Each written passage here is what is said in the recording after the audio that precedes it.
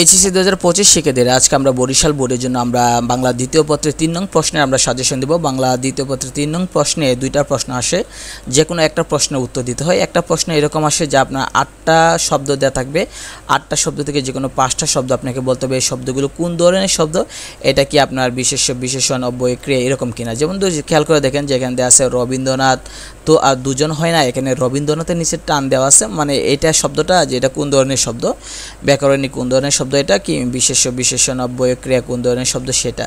তো 8টা থেকে 5টা শব্দ আপনাকে লিখতে হবে।